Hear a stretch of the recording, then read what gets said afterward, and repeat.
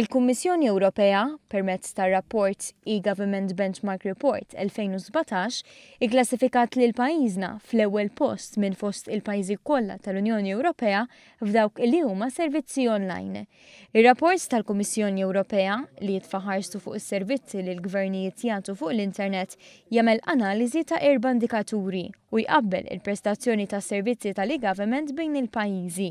Malta ġiet l-ewwel fl-indikaturi kollha, fosthom l-aċċessibilità, id-disponibilità teknika online u trasparenza. Dwar id-disponibilità u l-użu, il-faċilità u l-veloċità tas servizzi tal-eGovernment, Malta kisbet l-ogħla punteġġ b'aktar minn 80%. Fil-qasam tas servizzi offruti fuq il-mobile, ir-rapport jgħid li fl-aħħar sentejn Malta għamlet progress enormi, żieda ta' 76%. It-tieni indikatur huwa trasparenza u jeżamina sa liema punt il-gvernijiet huma trasparenti fir-responsabilità tagħhom, il-proċess kif jitqassam is-servizz u l-informazzjoni personali involuta. F'dan il-qasam ukoll Malta kisbet l-ogħla punteġġ, segwita mill-Estonja u Litwanja.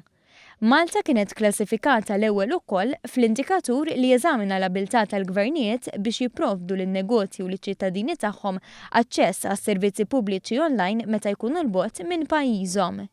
Ir-raba' indikatur f'dan l-istħarriġ janalizza d-disponibilità ta' numru ta' elementi tekniċi importanti għat-tixrid tas-servizzi tal-eGovernment b'Malta tkun klassifikata wkoll fil-quċċata ta' din l-indiċi.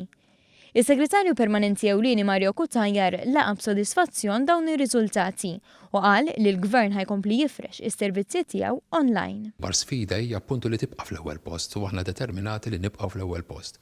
U biex nibqgħu fl-ewwel post, l-investiment li qed nagħmlu fejn tidħol is-servizzi tal-informatika, fejn jidħlu l-aċċessibilità, fejn jidħlu l-mobile apps, fejn jidħol is-servizzi li nagħtu online, l-e-forms li qed naqilbu. Huwa qal li f'dawn l-aħħar 4 snin saret ħidma sħiħa f'dan ir-rigward u sar investiment qawwi biex ikun hemm l-aħjar aċċessibilità possibbli għal servizzi online.